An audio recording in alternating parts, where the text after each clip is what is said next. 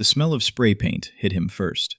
Detective Sergeant Justin Barlow stepped through an open basement window at 4332 Robert Drive in Columbia, Illinois, just after 6:43 a.m. on May 5, 2009. His neighbor and friend, Chris Coleman, had called him from the road, voice tight with worry. Chris was coming home from the gym. His wife wasn't answering her phone. For months, the family had been terrorized by violent, anonymous threats. Something felt wrong. Barlow's flashlight swept across the basement. Then he saw them. Words. Scrawled in frantic, blood-red letters across the white walls. I am always watching. You have paid. Punished. He climbed the stairs. The spray paint was everywhere. The same violent, misspelled messages covered the hallway, the bedroom doors. When he pushed open the master bedroom, he found 31-year-old Sherry Coleman in her bed. Ligature marks around her neck, unresponsive. He moved to the boys' rooms. 11-year-old Garrett, 9-year-old Gavin, both strangled. Both tucked beneath sheets that were now soaked in red spray paint. All three were dead. Outside, Chris Coleman sat on the curb, his head in his hands, sobbing.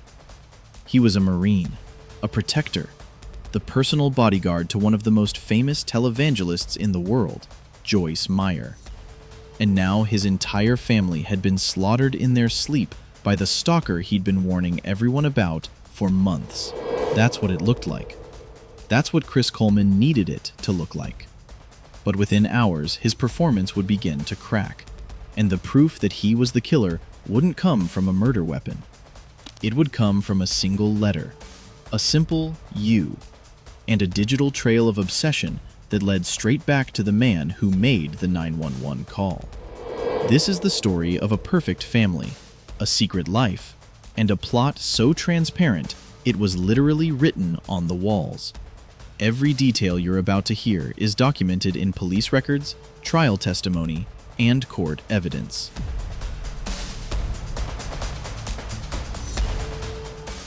To understand what Chris Coleman did on May 5, 2009, you have to understand who he spent a lifetime pretending to be. Chris Coleman was born in 1977, the son of Ron and Connie Coleman, evangelical pastors in Monroe County, Illinois. His world was defined by the church. His parents raised him and his two brothers within a strict, performance-oriented faith. As a child, he was described as sensitive, gentle, and his mother's joy. But in the Coleman household, sensitivity could be mistaken for weakness. His father, a Marine veteran, believed in toughness. There's a telling story from Chris's childhood. On a hunting trip, his father killed and butchered a rabbit in front of him. Young Chris was inconsolable. To his parents, this wasn't empathy. It was a flaw to be corrected. He needed to be harder. This pressure to prove his masculinity became the silent engine of his life. In high school, a U.S. Marine Corps recruiter visited his school. Chris saw in that uniform everything he felt he lacked: authority, respect, and unquestionable identity. He enlisted straight out of high school and shaved his head. For the first time, Chris Coleman felt he belonged. He excelled in the Marines, earning certifications and commendations. The structure, the clear hierarchy, the external definition of worth. It was a perfect fit for a young man desperate for a shell of certainty. It was in the military, at a K-9 training seminar in 1997, that he met Sherry Wise, a spirited Air Force MP. Sherry was everything Chris's controlled world was not: carefree, emotionally open, living in the moment. He was smitten. For Sherry, Chris was the shy, solid, good man she'd been looking for. Their whirlwind romance moved at breakneck speed. Sherry was pregnant within months. Chris brought her home to meet his parents, introducing her only as a friend. Ron and Connie Coleman were immediately dismissive. They saw Sherry, with her tattoo and her confidence, as a worldly little girl, not good enough for their son. The day after that tense meeting, Chris and Sherry eloped. His parents were furious. They framed the marriage as Sherry trapping their repentant son. From day one, Chris's two foundational worlds, his demanding family and his new wife, were set on a collision course. And Chris, the perennial people-pleaser, was stuck in the middle.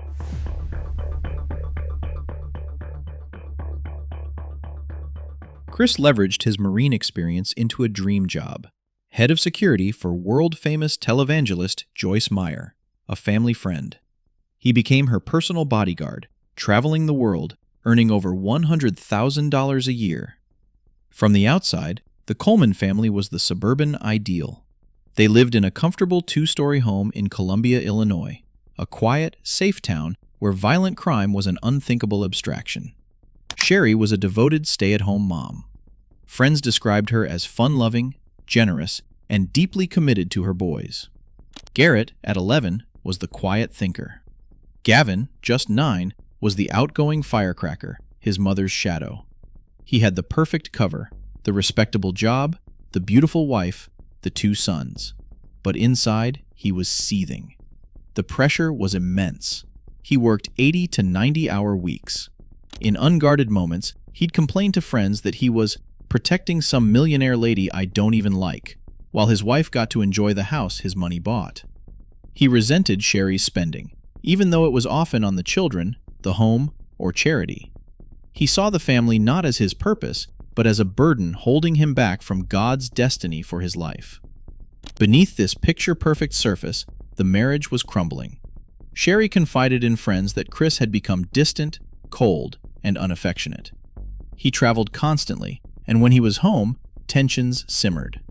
Sherry felt he resented the family for holding him back. He began to parrot his parents' disdain for Sherry. The marriage grew cold and lonely. Sherry confided in friends that Chris was never affectionate, that he would tell her sex didn't mean love. She threw herself into church activities, desperately trying to win the approval of his family that would never come. The breaking point came in November 2008.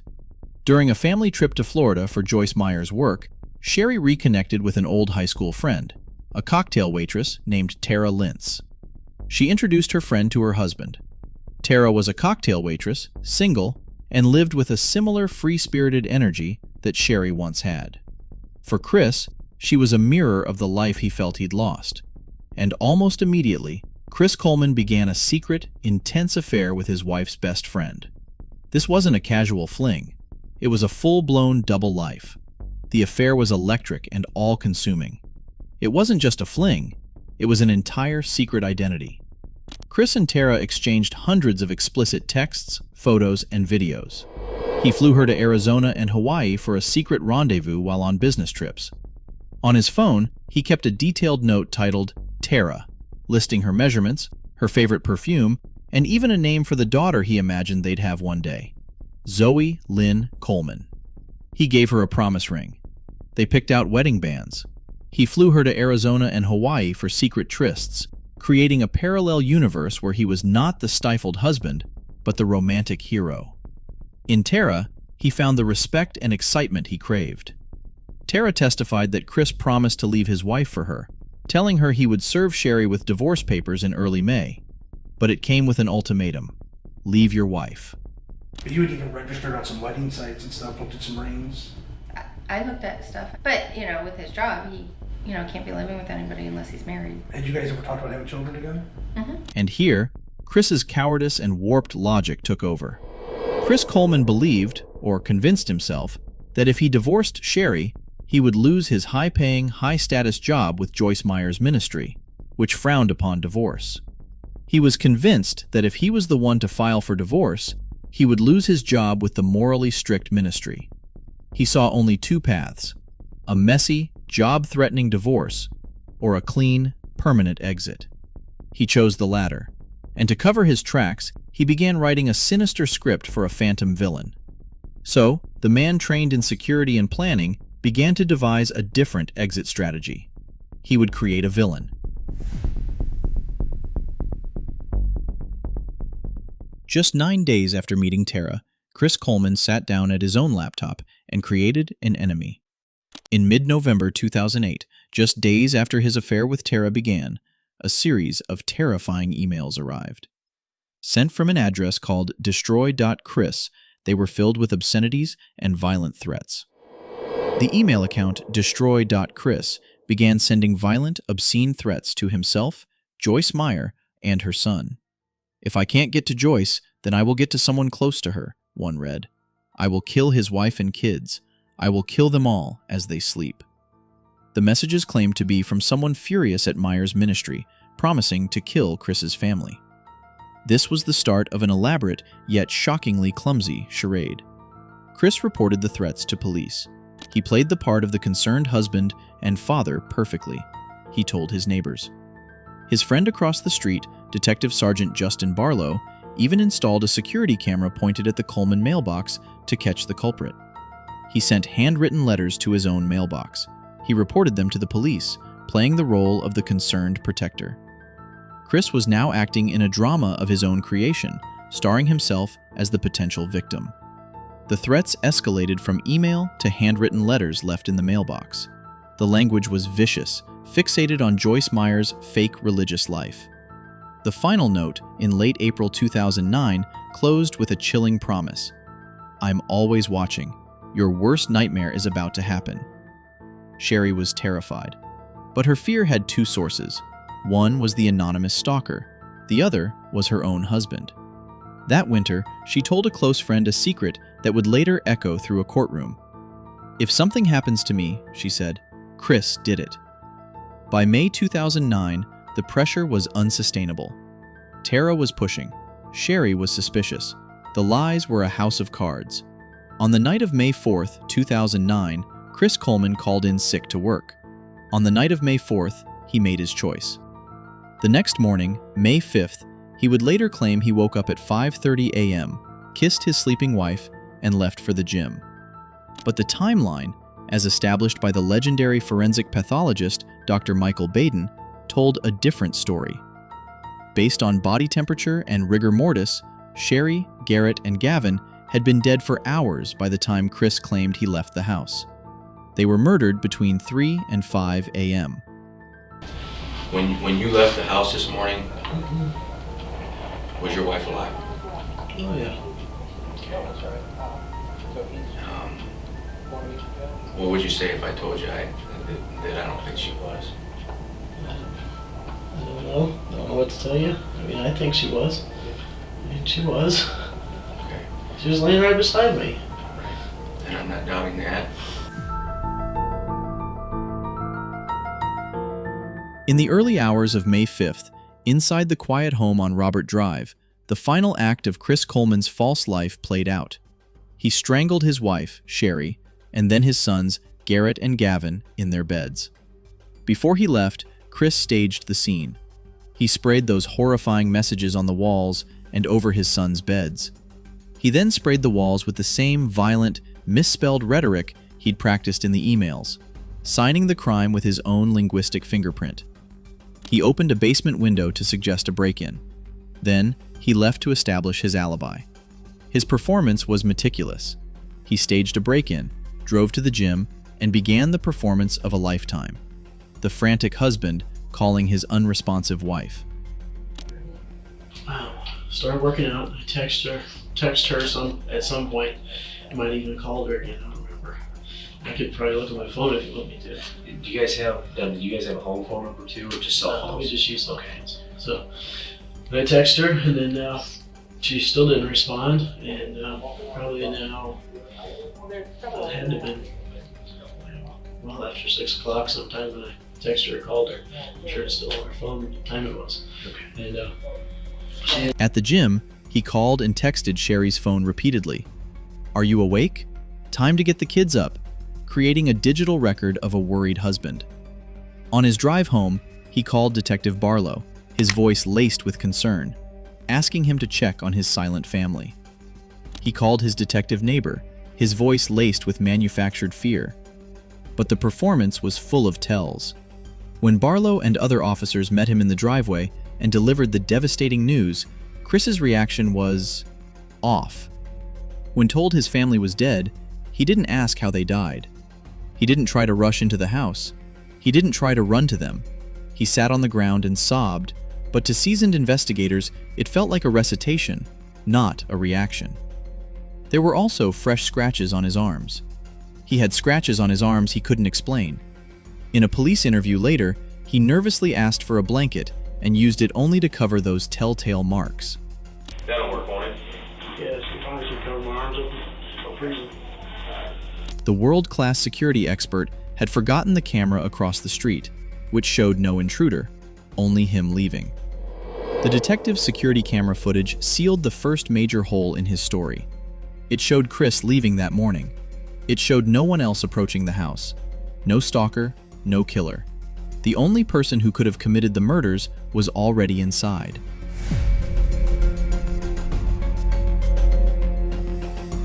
As detectives dug into Chris Coleman's digital life, his entire facade collapsed. The destroyed.chris email account? It was traced back to his own laptop, logged in under his own profile.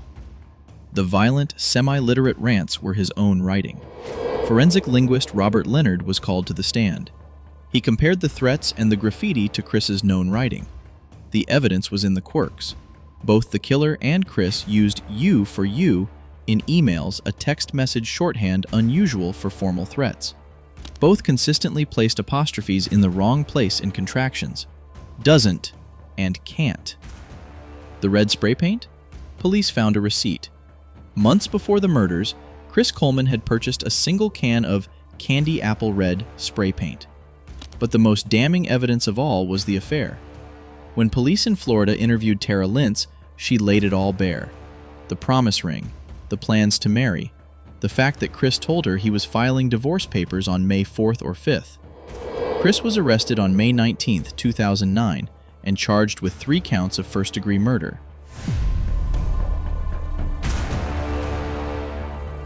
At trial in 2011, his defense argued someone had hacked his computer and framed him, but the prosecution presented a mountain of circumstantial evidence painting a picture of a man trapped by his own secret who chose annihilation over scandal.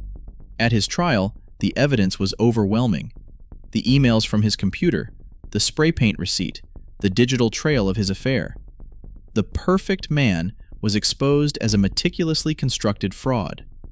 A pivotal moment came from Joyce Meyer herself via videotaped testimony. She clarified the ministry's policy. Having an affair would get you fired. Getting a divorce would not. And on the other end of the spectrum, if a person was having an adulterous affair and then filed for divorce from their spouse to be with that person, then their employment may have been terminated. May have been, yes. Okay. Do you think there was any situations of that in the past where someone was actually terminated under those kind of circumstances? I believe so. Chris Coleman's perceived motive that he had to kill to keep his job, he was built on a lie he told himself. The jury initially deadlocked. They believed he was guilty, but some wanted harder proof. Then, a juror picked up a foam board photo exhibit of Chris and Tara. On the back, unnoticed until that moment, was a printed date, October 21st, 2008. Chris and Tara had sworn their affair began in November. This photo proved they were together, intimately, weeks earlier. It was a small, concrete lie, and for the jury, it shattered his entire credibility. If he lied about this, what else was he lying about? When we found that bit of evidence, juror Kim Ferrari said, everybody was like, okay, we're done. On May 5th, 2011, the 2-year anniversary of the murders, Chris Coleman was found guilty on all counts.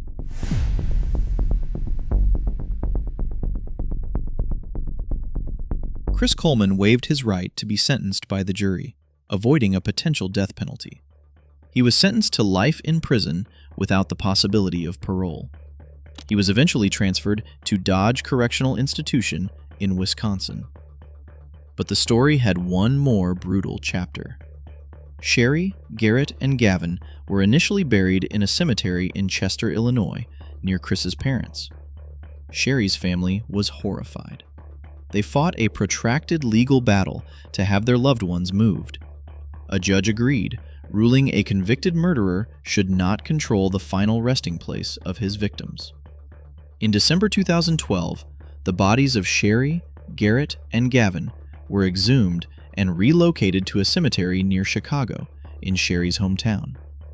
Chris Coleman's parents, maintaining their son's innocence, fought the move.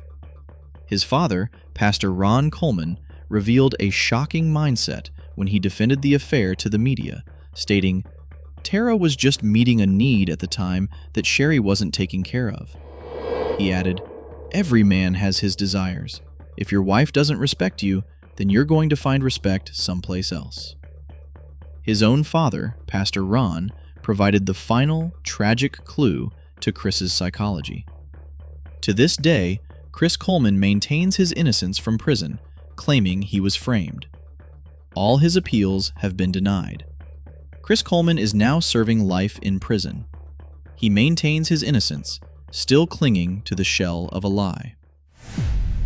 The Chris Coleman case is a chilling study in deception, not for its sophistication, but for its profound clumsiness. He believed he could construct a monster to blame for his own monstrous acts.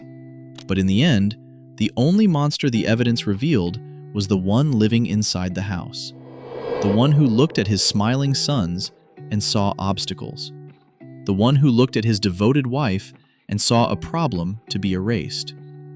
He spent years building the character of Chris Coleman, the good son, the Marine, the protector, the family man.